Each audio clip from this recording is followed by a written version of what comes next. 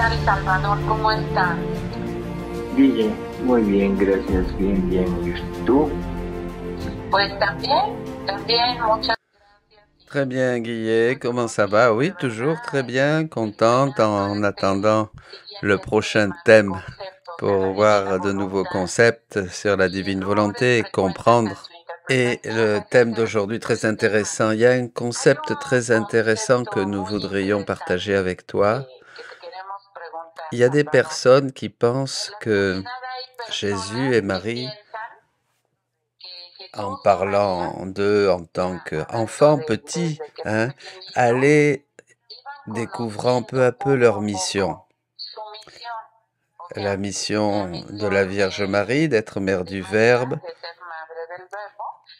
On sait qu'elle ne savait pas qu'elle allait être la mère, mais elle était consciente qu'elle demandait, qu'elle priait pour que vienne le Messie sur terre. Et Jésus, Dieu, vrai homme, allait et découvrait peu à peu qui il était. Voilà, c'est un point très important qu'il faut mettre en lumière, surtout à travers les écrits sur la divine volonté. Qu'est-ce que tu pourrais nous dire? Oui, c'est un thème, je crois, très important, parce que on entend à droite ou à gauche ce genre de commentaires et de questionnements, que Jésus comme vrai homme et Maria comme appartenant totalement à la famille humaine, n'étaient pas conscients de leur mission et qu'ils ont dû la découvrir au fur et à mesure du temps. On va essayer de diviser cette réflexion, ces réponses, si on peut dire, d'abord avec Jésus et ensuite avec la Vierge Marie. Pour Jésus, nous savons qu'il est vrai homme. Et donc, c'est un homme qui a une vie humaine, qui a une volonté humaine, qui a aussi un libre arbitre, et qu'il doit utiliser sa liberté pour décider s'il prend ou pas la proposition que Dieu est en train de lui faire. Mais aussi, nous savons qu'il a la vie divine en plénitude.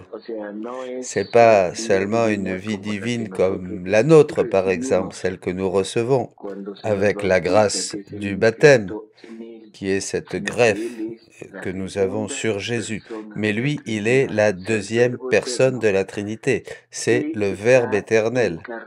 Le Verbe fait chair. Le Verbe qui prend cette humanité, qui vit dans cette humanité. Aussi, il faut savoir que Jésus, l'humanité de Jésus, est créée, mais d'une manière très particulière. C'est-à-dire, elle n'est pas créée comme la nôtre. Nous, c'est-à-dire à partir d'Adam et Ève, nous sommes créés, générés, conçus à travers un père et une mère qui s'unissent et, suivant les lois que Dieu a mis en place pour tout être humain, nous avons cette capacité de reproduire d'autres êtres humains. Il y a une coopération de l'homme et de la femme qui font le corps et Dieu, mais l'âme. Mais avec Jésus, ça ne se passe pas comme ça. Souvent, on parle de Jésus et on dit que c'est le nouvel Adam, le second Adam. C'est une manière de dire comment il est celui qui vient faire ce qu'Adam n'a pas fait. Nous n'allons pas entrer dans cette discussion et sur ce thème. Mais ce qui est important, c'est que dans la forme, ou plutôt la manière dont Dieu a créé l'humanité de Jésus est exactement la même que quand il a créé l'humanité d'Adam. Ou, disons d'une autre manière, Adam a été créé de la même manière que Dieu a pensé créer l'humanité de Jésus. Je ne sais pas si vous me comprenez. Dieu prend la poussière de la terre pour former l'humanité d'Adam. Et maintenant, Dieu prend de la terre, entre guillemets, de la Vierge Marie et de la terre de Marie pour former l'humanité de Jésus. Il n'y a pas ici une reproduction comme chez nous. Ce n'est pas par le moyen de la loi naturelle de la conception de l'union d'un homme et d'une femme, du sperme et de l'ovule, mais de la terre de Marie a été prise cette terre, cette poussière, pour former l'humanité de Jésus. Avec Adam, c'est ce souffle de vie quand Dieu lui insuffle la vie, où on voit et est représenté Dieu lui-même qui se met dans Adam pour vivifier Adam, pour en faire un être vivant. Et chez Jésus, une fois qu'est formée cette humanité de la terre de Marie, c'est le Verbe éternel qui va prendre cette humanité, vous voyez, pour naître la vie. Et la statue que Adam a formée en Adam était une statue morte, jusqu'à ce que Dieu lui insuffle la vie, et il devint un être vivant, dit la Bible. Donc, vous voyez, avec cette haleine de vie qui est infusée en Adam, et il lui est donné une âme et il est un être vivant.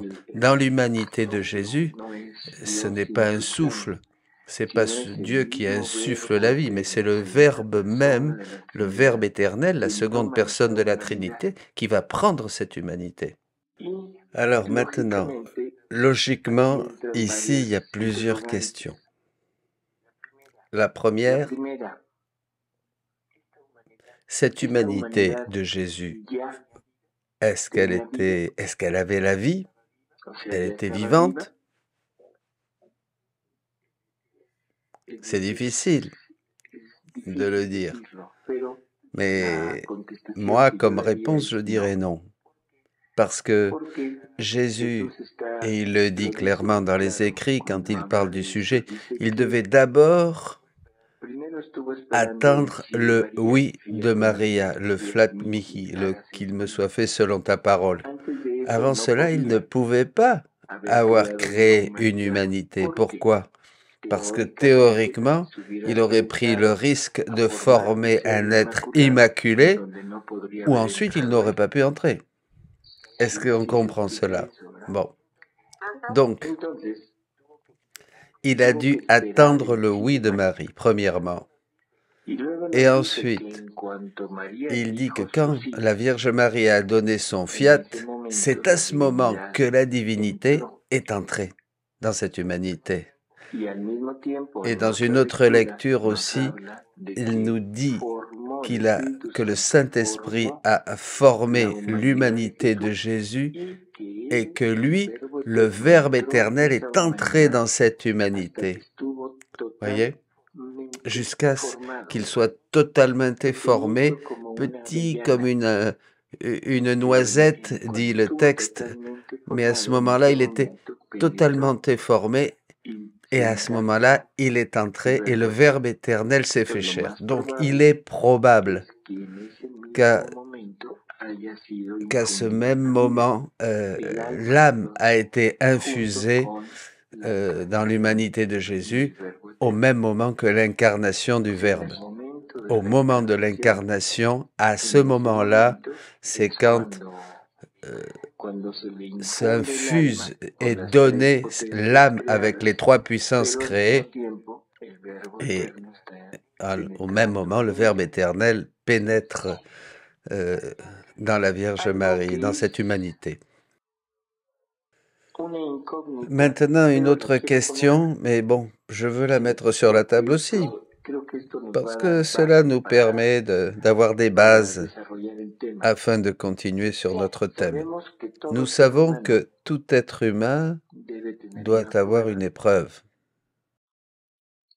Et jamais on ne nous parle de l'épreuve de Jésus.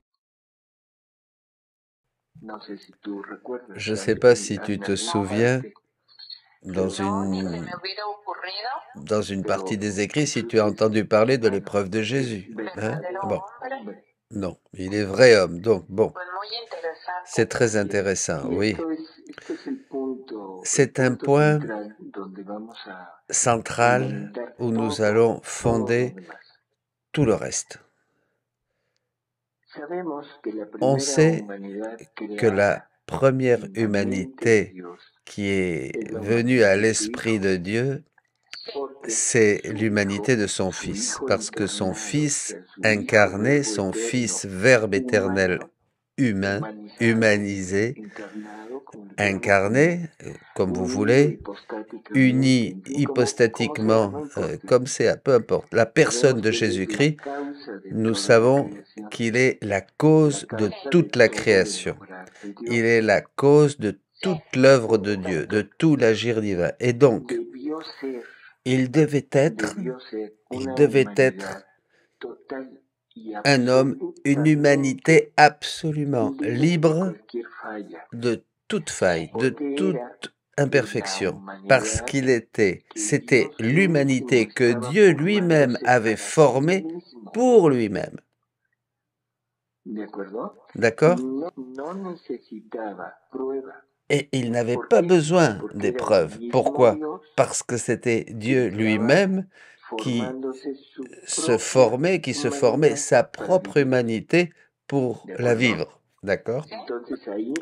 Ici, il n'y avait rien à accepter ou à refuser s'il voulait ou ne voulait pas la vie humaine ou la vie divine. La vie humaine dans l'humanité de Jésus était là simplement pour qu'il puisse agir dans le temps et qu'il puisse mener cet acte unique de Dieu dans chaque acte successif de cette humanité. Je ne sais pas si je me fais comprendre. Oui, bon. Et donc, cette humanité est totalement parfaite. Elle n'a besoin d'aucune épreuve pour accepter ce qui lui était offert. Ce qui est contraire avec toutes les autres humanités qui étaient prises du modèle de Jésus. Le modèle, c'était l'humanité de Jésus, mais ces autres humanités n'étaient pas faites pour être l'humanité de Dieu, comme l'humanité de Jésus, pour être union, comme dans l'union hypostatique. Voyez, il a fallu leur donner d'abord la vie humaine à toutes les autres humanités comme principe, si je peux dire, comme principe de vie, vous êtes d'accord? Et ensuite, il leur a été proposé la vie divine comme une option pour qu'elles puissent, choisir ce qu'elle voulait, si elle voulait être comme Jésus et se laisser diviniser, ou si elle voulait leur propre vie humaine, et c'est tout. D'accord? Ce qui est complètement différent, bien sûr, entre Jésus et les autres humanités. Je ne sais pas très bien comment l'expliquer. Je pense que c'est très clair comme tu l'as expliqué, Salvador. Oui, bon, d'accord. Ok. C'est que les paroles peuvent amener un malentendu ou un peu de confusion. Comment dire? Si on peut se permettre de le dire, c'est un peu comme s'il y avait eu une évolution de Dieu. Je m'explique? Dieu le Père génère Dieu le Fils. La question est donc, Dieu le Fils, il a donc besoin d'une épreuve? Non, bien sûr que non. Bon. Non, la bonne réponse, c'est d'accord. Il n'a pas besoin d'épreuve, puisque c'est Dieu lui-même. Le Père génère le Fils et reste consubstantiel au Père. C'est le Père lui-même qui est dans le Fils, qui se met dans le Fils. Donc il n'y a pas besoin d'épreuve. Mais comme il est dans une seconde personne, il peut y avoir une correspondance. Pas une épreuve, mais une correspondance. Et le Fils correspond au Père. Et de ce mouvement, à partir de ce mouvement de correspondance, procède la troisième personne de la Trinité, qui est la divinité, le même Dieu, mais dans une nouvelle personne, dans une troisième personne.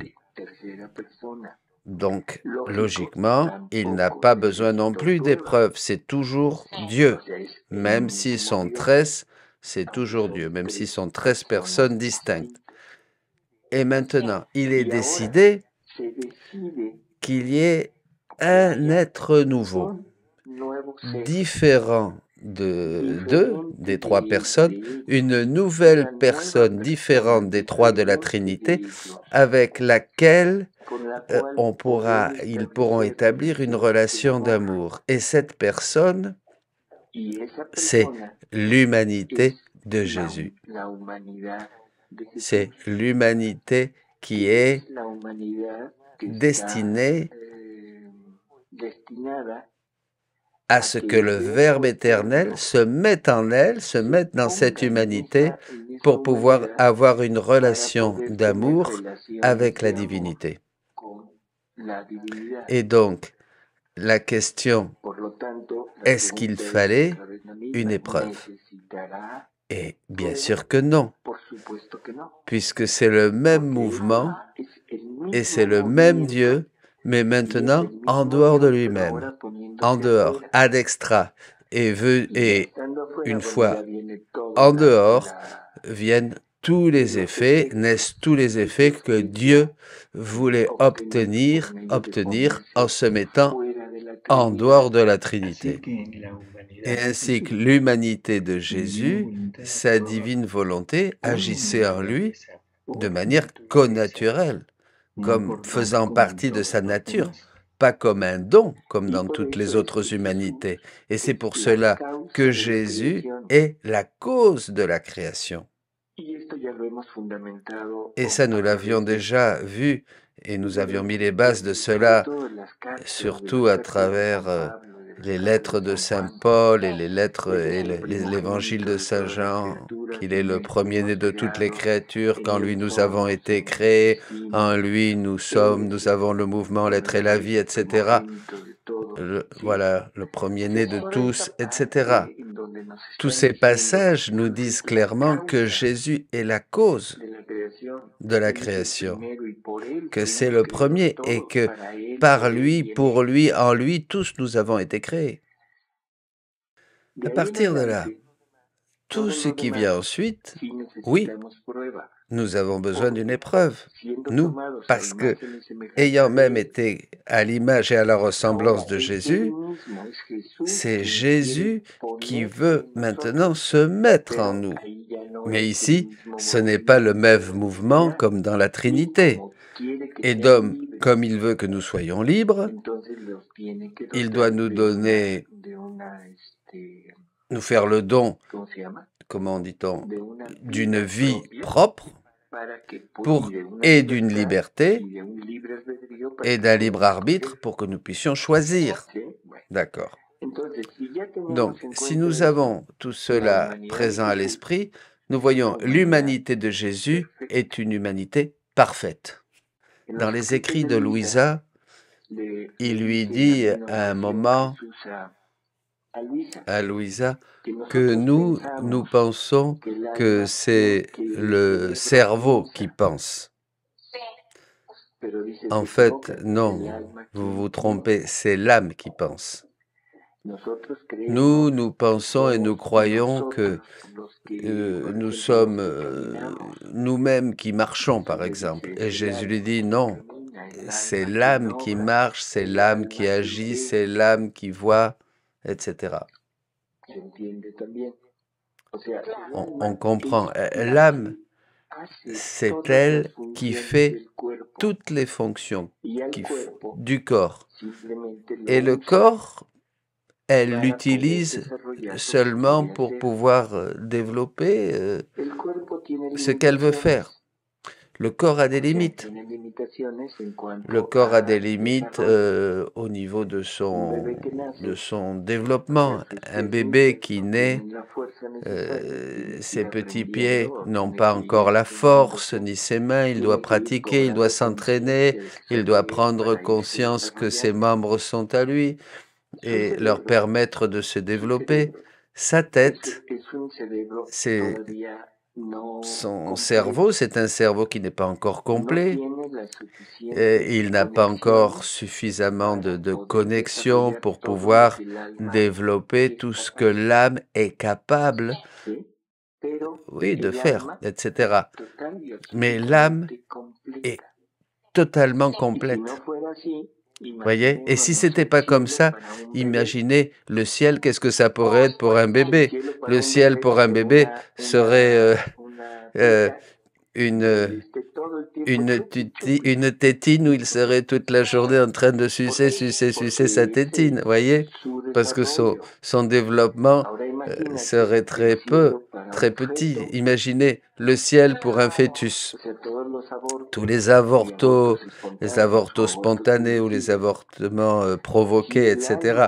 Si l'âme devait se développer comme le cerveau, qu'est-ce que serait le ciel pour ces pauvres enfants, pour ces bébés? Ça serait une poche d'eau, où ils seraient là en position fétale pour toute l'éternité. Hein? Bon. Ça, il faut réfléchir et il faut comprendre un peu ces choses. L'âme est donc complète, elle n'a besoin de rien de plus. Un autre exemple que nous pourrions mettre. Toi, tu es complète avec toutes tes facultés, avec tout. Tu achètes un terrain et tu veux vivre sur ce terrain. Bon, mais très bien, mais tu dois construire ta maison. Ce qui va se construire, ça va être ta maison. Le plan, la construction, etc. Tout ça, tu as tout dans ta tête et tu sais exactement comment va être ta maison. Mais tu dois la faire, tu dois la construire. Tu sais ce que tu dois faire pour allumer la lumière, mais tu dois attendre que la lumière soit mise pour la mettre en marche. Mais tu le sais. D'accord? Tu es complète. Tu as tout. Maintenant, allons à Jésus. Cette humanité de Jésus, toute petite comme une noisette, reçoit l'âme, la vie, ses puissances créées et la deuxième personne de la Trinité. Maintenant, le plan de Dieu est complet. Il a tout fait. Il n'a plus rien à faire. Seulement de multiplier cette humanité. Mais cette humanité est parfaite. Elle n'a pas besoin d'épreuves. Et alors, on se pose la question, que pensait Jésus à ce moment-là? Il savait quoi faire ou il pensait comme un fœtus? On va aller aux lectures, si tu veux bien. Oui, très bien. Et dis-moi, je voudrais te dire, quel thème tellement si intéressant. Oui, très bien. On va à la neuvaine de Noël. La neuvaine de Noël, c'est un récit de Jésus qu'il donne à Louisa et à chacun de nous, à travers Louisa, de ce que son humanité toute petite pensait, faisait et comment elle agissait à l'intérieur de la vie du sein de la Vierge Marie. Donc il y a des phases très simples. On ne va pas lire toute la neuvaine de Noël, je vous invite à la méditer complètement. Mais là, ça serait une très bonne pratique. Jésus lui dit dans la 3e heure, ma petite humanité, mon amour me dévorait. Les feux, les océans, les mers immenses de l'amour de ma divinité m'inondaient, me consumaient, me calcinaient. Ils ont élevé leurs flammes si haut qu'elles se sont élevées et se sont répandues partout, à toutes les générations, du premier homme jusqu'au dernier. Et ma petite humanité a été dévorée au milieu de tant de flammes. Mais sais-tu ce que ma petite humanité, ce que mon amour éternel voulait que je dévore? Ah, les âmes. Jusqu'ici,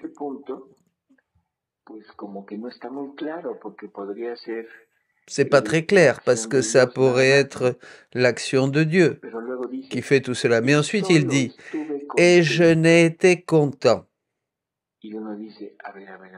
Ici, vous avez la traduction italienne. Attends, répétez-moi ça. Et je n'ai été content que. Qui c'est qui a été content? La divinité ou l'humanité? La divinité pourrait ne pas être contente? Non. Donc, qui était content? L'humanité, bien sûr. Jésus était conscient. Ici, depuis qu'il était là, fœtus, oui, parce que fœtus, c'est quand on est complètement formé. C'est quand c'est complètement formé, c'est un fœtus. Avant, c'est un embryon. Bon, oui, très bien. Mais c'est un autre sujet, bien sûr, pour un autre thème, parce que Jésus n'est pas passé par les étapes embryonnaires. Et seulement, j'ai été content lorsque je les ai toutes dévorées et qu'elles ont toutes été conçues avec moi. Bon. Dans une autre occasion, Jésus dit, m'a apporté le fardeau de ses péchés, de ses faiblesses et de ses passions. Et mon amour m'a ordonné de prendre le fardeau de chacune. Et je n'ai pas seulement conçu les âmes, mais aussi les souffrances de chacune et les satisfactions que chacune d'elles devait donner à mon Père céleste. Pensons, Guillet, est-ce que les faiblesses, les fautes pouvaient être conçues dans l'humanité de Jésus sans qu'il se rende compte? Ça pourrait. Mais les satisfactions qu'il a dû donner, que l'humanité a dû donner, pas la divinité, l'humanité, celle-ci, il ne peut pas les concevoir s'il n'en est pas conscient. D'accord? Si, c'est vrai, tout à fait d'accord. Dans une autre méditation, Jésus dit, je voudrais t'embrasser, mais je ne peux pas le faire. Je n'ai pas l'espace, je suis immobile, je ne peux pas le faire. Je voudrais aller jusqu'à toi, mais je ne peux pas marcher. Qui c'est qui parle? L'humanité. Ici, je vais en profiter.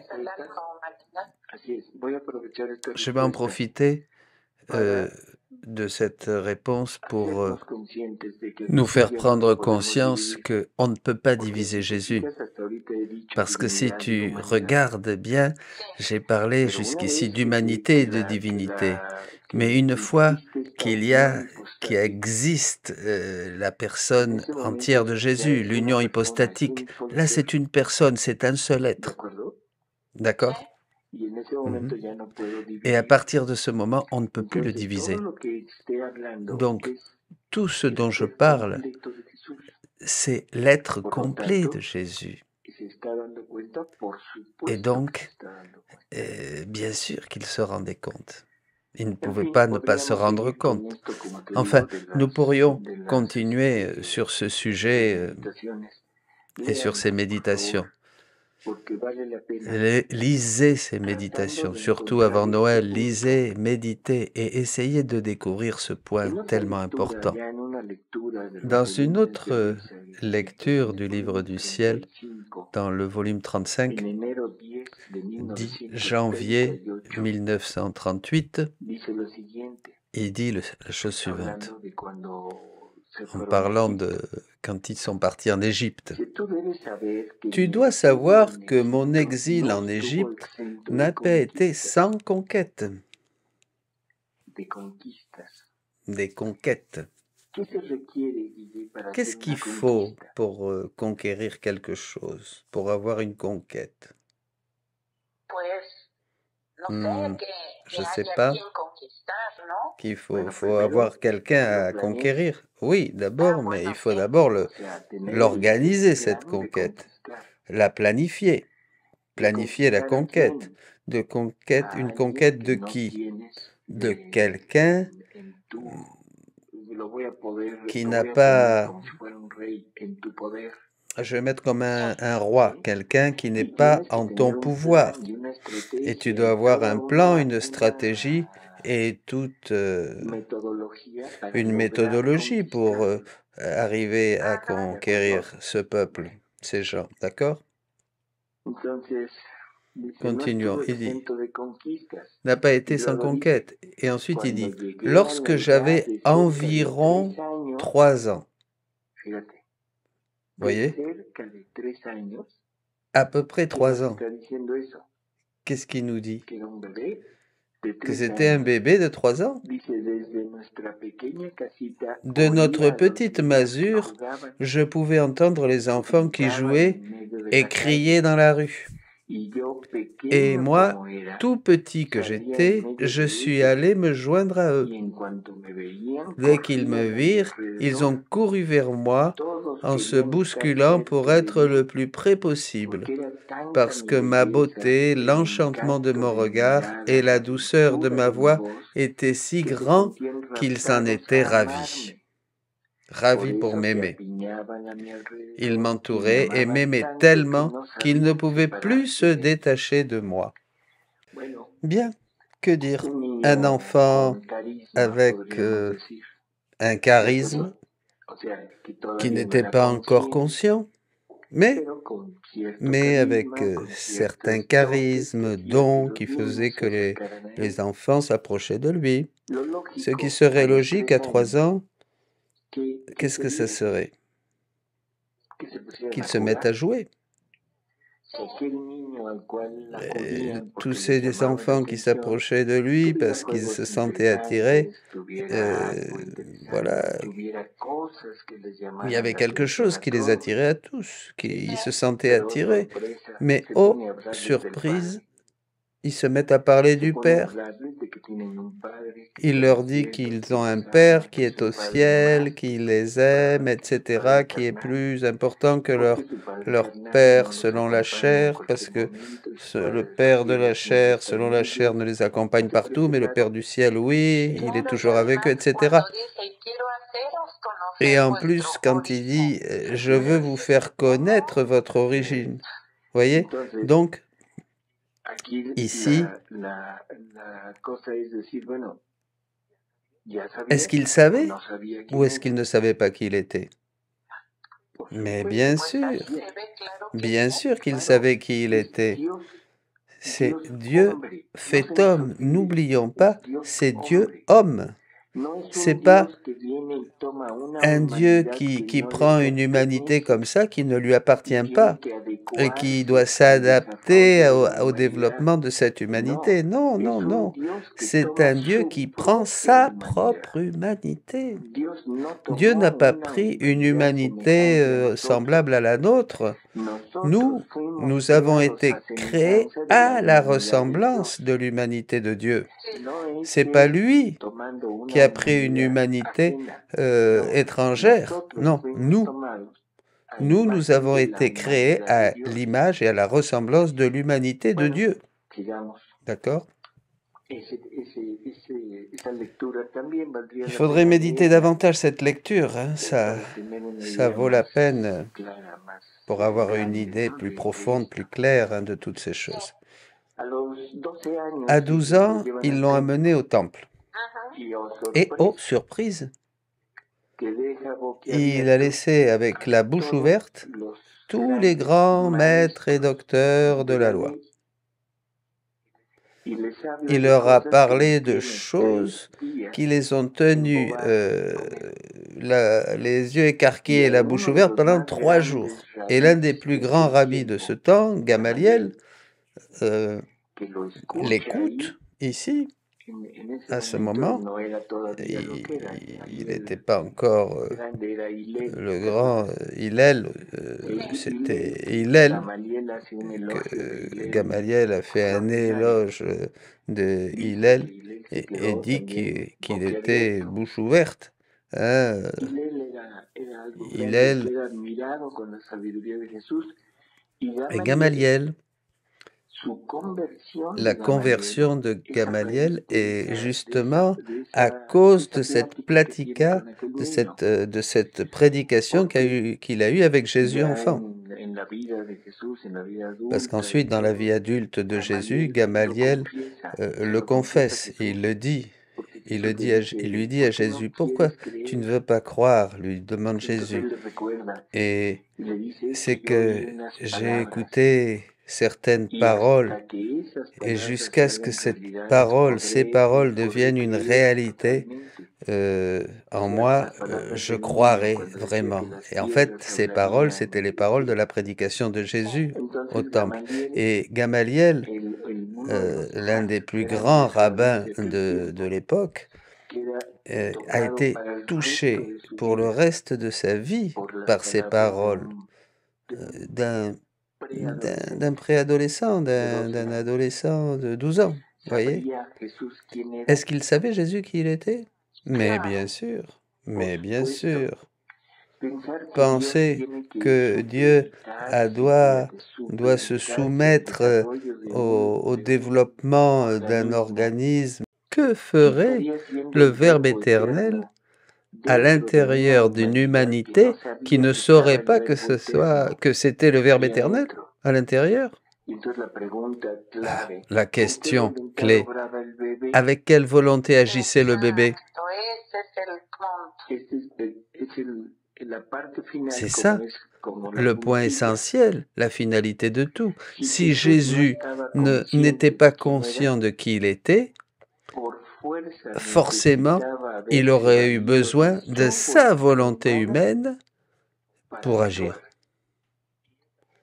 Et cette volonté humaine, si elle n'avait pas conscience qu'elle devait agir avec la volonté divine qui lui appartenait tant aussi, il aurait agi avec la volonté humaine, et alors là, le Verbe éternel aurait dû partir. C'était pas possible pour lui, parce que c'était incompatible, une volonté humaine agissant avec une volonté divine à l'intérieur ensemble qui ne ferait rien. C'était impossible. Je ne sais pas avec ça si ce thème de Jésus est assez clair. Oui, c'est très clair, très très clair. Bon, très bien. Allons avec la Vierge Marie maintenant. Avec la Vierge Marie, c'est un peu différent. Et je dis un peu parce que Marie n'est pas une divinité. C'est une créature qui a été conçue comme toutes les autres créatures à travers l'union de ses parents.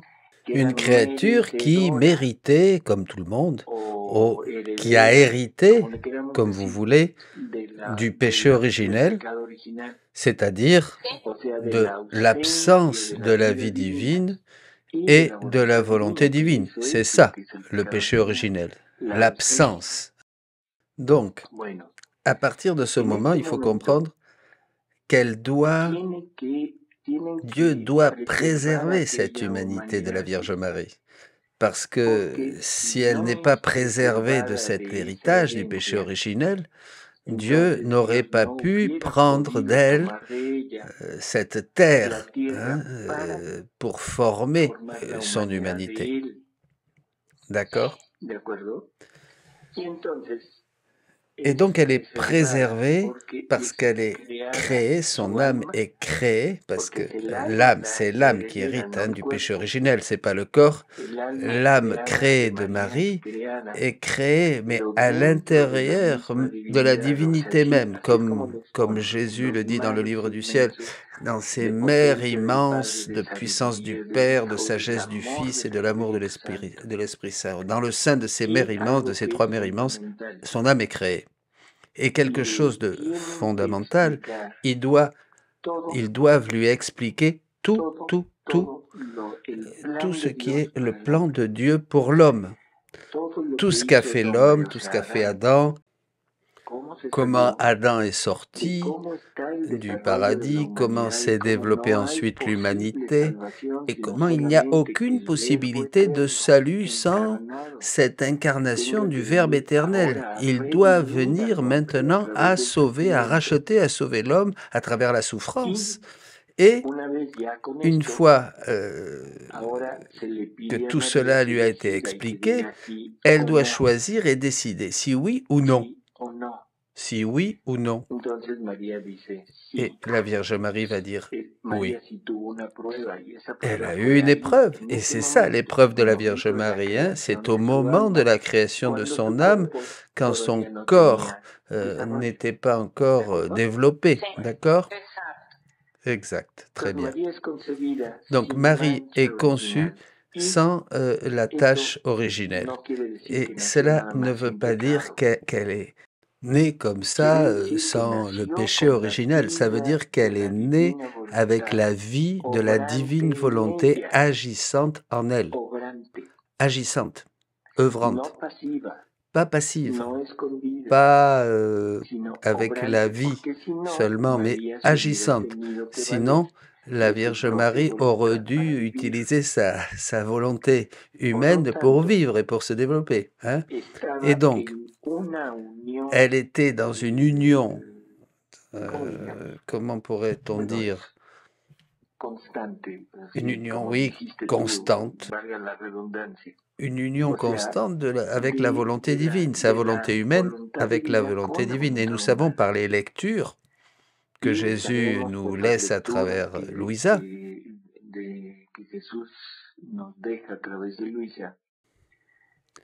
qu'une fois que la créature a en elle cette volonté divine, toute n'importe quelle créature, nous allons avoir une participation à l'intelligence divine, à l'amour divin. Toutes les qualités de Dieu, tous les attributs de Dieu, maintenant, appartiennent à la créature qui vit dans la divine volonté. La Vierge Marie va naître, donc, avec tout cela. Et là, si je vais pas parler de ça maintenant, mais seulement vous inviter à lire dans Maria Valtorta les premières années de la vie de la Vierge Marie pour que vous puissiez avoir plus ou moins une idée de qui était la Vierge Marie et de ce qu'elle savait, de ce qu'elle ne savait pas. Mais là où je veux arriver, comme sur un sommet, c'est au moment de l'Annonciation. Un moment où l'archange arrive, il se présente à la Vierge Marie, il lui donne le message, cette annonce, et il est dit que Marie a eu peur, a pris peur, ce qui serait très compréhensible humainement, cette réaction.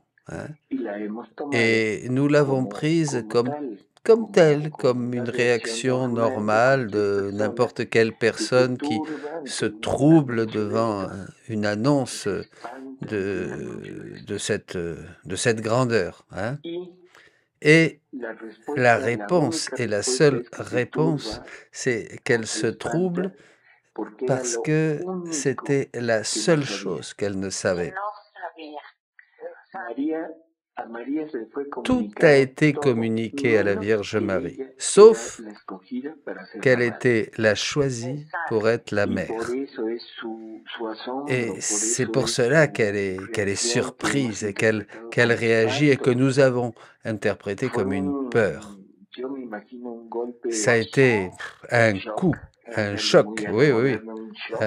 Comme on dit, c'est comme moi, la choisie pour être la mère du Verbe incarné, parce qu'elle savait tout cela, bien sûr. Elle savait tout cela. Après vient tout le reste, elle est enceinte et tout ce qui se passe, etc. Et quand Jésus arrive au temple, quand elle l'amène au temple avec Joseph, et arrive Siméon, et il va dire qu'il peut mourir en paix parce que ses yeux ont vu le salut, etc., à son Rédempteur. Voilà, et ensuite vient Anna, la prophétesse, qui aussi va prophétiser que toi, tu auras un glaive qui te transpercera le cœur, etc. Pourquoi l'Église et tous, nous avons pensé qu'il s'agissait d'épées qui transpercent son cœur? Parce qu'elle savait exactement ce qu'il lui disait. Sinon, imagine, tu dis à ton bébé, tu l'amènes au baptême, à l'église, et ici quelqu'un arrive et te dit « Ah, cet enfant va être un signe de contradiction pour beaucoup, etc., etc. » Et beaucoup vont être contre lui et tout ça. Et tu vas regarder cette personne, tu vas dire « Mais qu'est-ce qui lui passe? Elle est complètement folle. » Mais si tu sais qui est ton fils, si tu sais exactement ce qui va se passer, si tu sais exactement ce qui va se passer, tu commences à le vivre de suite. Mais ça veut dire que tu sais. Imagine une petite jeune fille de 15 ans étant à charge du Verbe éternel sans savoir. Non. C'est absurde. On ne peut pas imaginer que Dieu aurait fait une chose pareille, mettre entre les mains d'une personne le Verbe éternel sans qu'elle le sache. Non. Guillermina, je crois que nous terminons ici. C'est pour cela qu'il faut lire beaucoup, pour connaître les détails de la vie de la Vierge Marie. Et ça, nous le trouvons dans Maria Valtorta. Il faut aussi, bien sûr, lire La Reine du Ciel, et sont très clairs beaucoup de choses, non seulement sur la création de son âme, les 7 pas, mais sur toute l'œuvre, où nous avons une idée de qui est la Vierge Marie. Donc, lire La Reine du Ciel, lire la vie de Maria dans les écrits de Maria Valtorta, et la neuvaine de Noël, la lecture aussi de la première prédication de Jésus aux enfants en Égypte, et réfléchir sur tout ça. Le Verbe éternel aurait-il pu être un moment inconscient, ne pas savoir qui il était? Le Verbe éternel aurait pu se rabaisser au point sans avoir connaissance de qui il était et agir dans un petit, dans un bébé? Parce que s'il ne faisait pas cela, il aurait dû utiliser la volonté humaine de Jésus agissante, et alors il aurait dû partir. Non. Jésus et Marie savaient parfaitement bien qui ils étaient, quelle mission était la leur et quel était leur office en ce monde, leur travail. Merci, c'est très clair. Merci Salvador pour ce thème et cet enregistrement que nous avons enregistré. Il faut l'écouter, le méditer. Et merci. Merci de nous partager ces connaissances qui nous font aimer et rendre grâce encore plus au Seigneur. Merci Salvador, comme toujours. Et grâce à Dieu pour toi et ta disposition et tout ce que tu nous partages. Et bon, à bientôt. Sí, Guille, cómo no.